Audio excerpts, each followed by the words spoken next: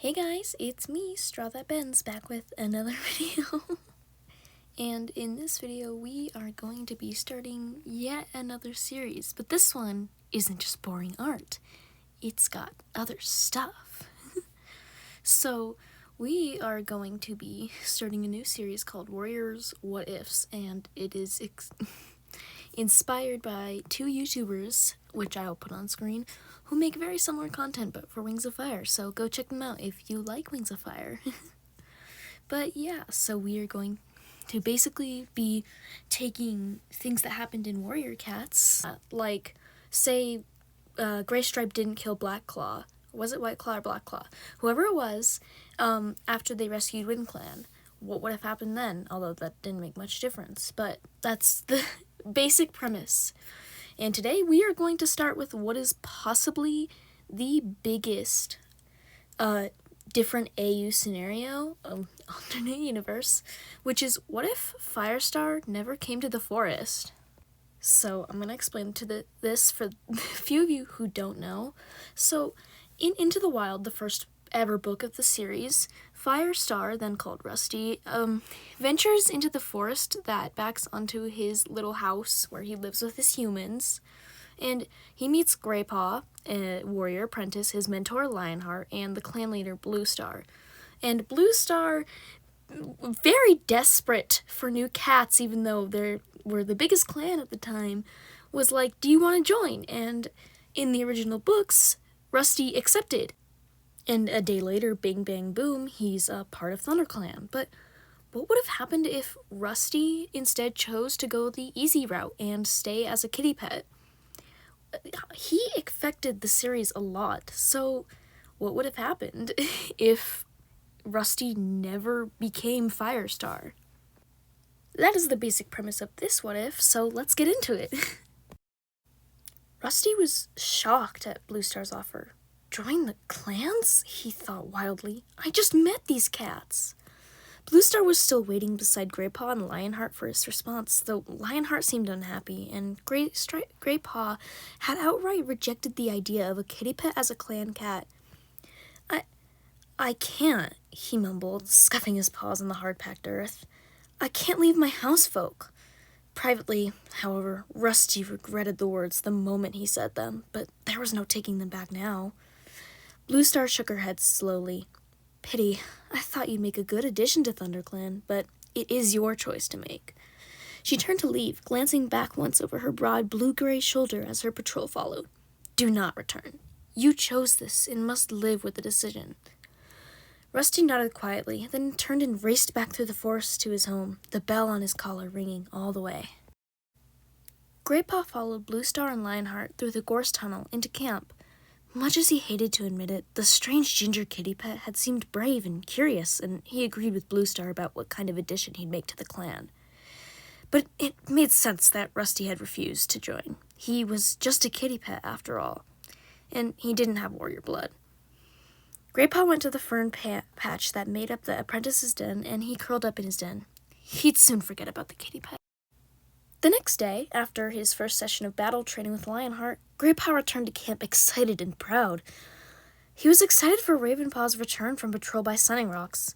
He'd gone patrolling with Redtail, the clan deputy. That was a big honor for such a young apprentice.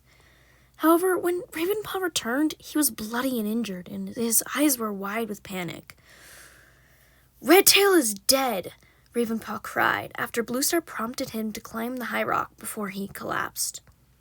The clan below panicked, Mousefur hissing that Ravenpaw was delusional, while Lionheart and Whitestorm gazed on in shocked silence. Spotted Leaf rushed to heal the injured black apprentice and was pressing cobwebs and marigold to Ravenpaw's wounds when the gorse tunnel rustled and Tigerclaw stumbled into camp, dragging the limp body of Redtail in his strong jaws. Ravenpaw had been telling the truth.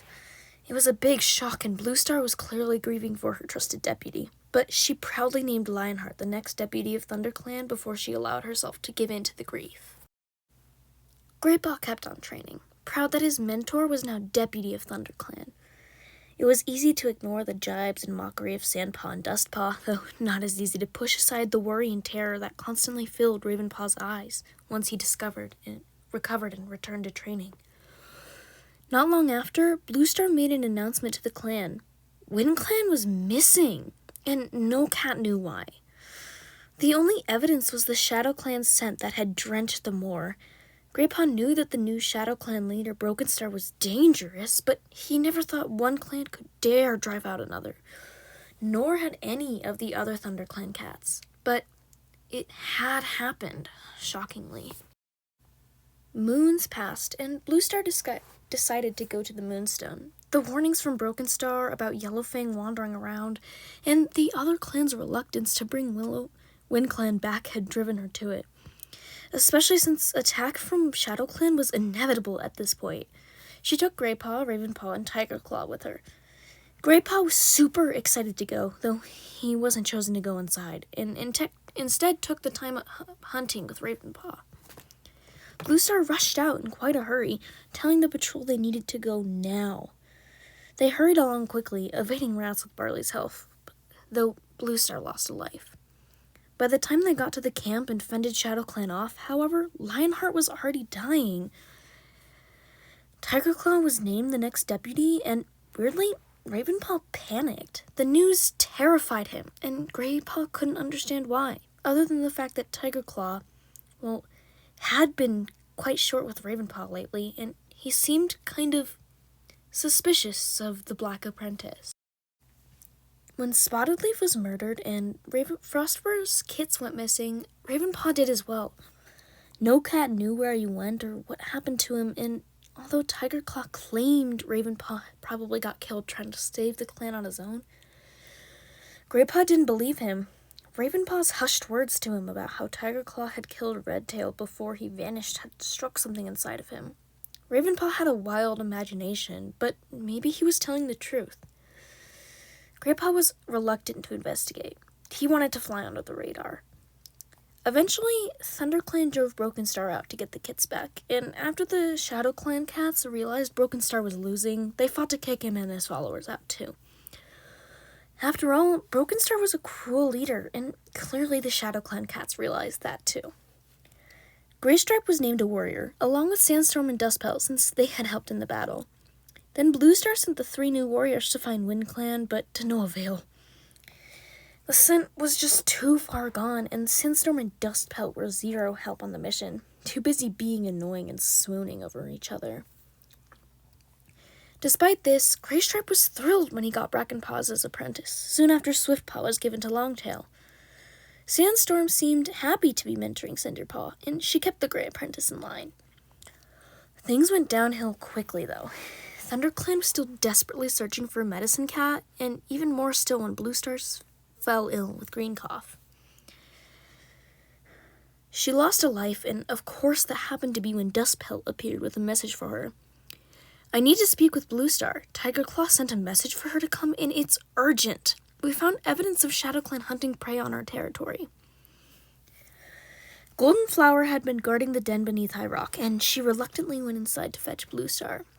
Tossing a quick, "She lost a life, but I don't think she's sick anymore," over her shoulder as she went. Bluestar emerged and went with Dustpelt. Graystripe thought nothing of it, other than a wave of fury that ShadowClan dare trespass. But it wasn't good when the patrol returned. Bluestar had been hit by a monster, and because she was still weak from the green cough, she died. She'd lied about the lives she had left after the green cough. Bluestar had not 3 lives left, but 1, and a monster had taken it away. The clan grieved for her, but Tigerclaw was quick to shut that down. He named Darkstripe his deputy and left for the Moonstone, with no medicine cat accompanying him. When the newly named Tigerstar returned, things just got so much worse. He was a terrible leader. The second Tigerstar came back, he started shutting down all perceived weakness. Hunting was no longer a priority, as every cat now had to train for battle, day and night, and patrol constantly. Warrior assessments no longer involved hunting. They were left purely battle training, with claws unsheathed. In fact, all battle training took place with unsheathed claws, and no cat learned to hunt anymore. Every cat hunted for themselves, and there was little time to hunt for anyone extra. So the elders slowly and painfully starved. When Swiftpaw, Brackenpaw, Cinderpaw, Brightpaw, and Thornpaw were battle training one day, things took a turn for the worse. Later that very day, they were to attack ShadowClan for the prey bones found on their land, and Tigerstar had ordered the apprentices practice once more before they left. Tigerstar fought with Swiftpaw himself, and he was ferocious. Swiftpaw slipped up a little, and Tigerstar drove his fangs into Swiftpaw's neck, while his forepaws with gleaming claws dug into the apprentice's belly, chest, neck, anything Tigerstar could reach. Before anyone could help, Swiftpaw was dead, and Brightpaw and Cinderpaw followed soon after during the battle with ShadowClan. It was all for nothing anyway. The intruders were Brokenstar and his followers, who had mercilessly swift deaths at once discovered. Tigerstar was only making things worse, and Graystripe was miserable, wondering why StarClan hadn't intervened. Tigerstar made quick work of Nightstar's death, seizing the chance to take over ShadowClan as well, as they were very weak from the strange Carrion Place illness and couldn't defend themselves. Tigerstar named the newly combined clan TigerClan, much to everyone's fury. Every cat feared Tigerstar now, and Graystripe felt that WindClan was lucky, being driven out before they could be crushed under the Dark Tabby Warrior's iron claws. And soon, Tigerstar yet another chance to grow in power, and RiverClan fell as Tigerstar killed Crooked Star himself and took the clan for himself as well, moving all of TigerClan to live with 4 trees as their camp and all 4 territories at their claws. Tigerstar claimed he was more powerful than StarClan, since they had never done anything to stop the evil cat's dark intentions. Yet, all the while, StarClan waited for their prophecy to come true. Eventually, one day, fire would save the clan, save all of the clans. As much as StarClan hated to admit it, the fate of the clans depended on an oblivious kitty pet who had refused an offer to become a wild cat. Rusty dreamt of misery, of blood and fire, and the corpses of cats laying all around a brown tabby with amber eyes that glowed in maniacal happiness. Every night, he heard the words, "Fire will save the clan," in his dreams over and over. But this time, when Rusty woke, he knew what that meant, what his dreams meant. He knew what he had to do. And that about wraps it up for this one. I imagine from here, Rusty will go on to murder Tigerstar and somehow put the Shattered Clans back together as a newly named Firestar, despite having no training.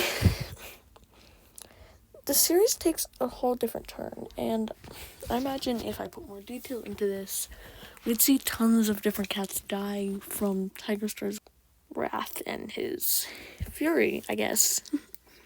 But it does take a very interesting turn, and it would definitely be a drastically different story from the original books. And also, thank you guys so much for watching and sticking around to the end.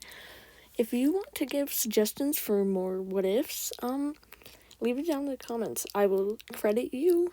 I will make sure to credit you. And we'll see. Thanks. Bye.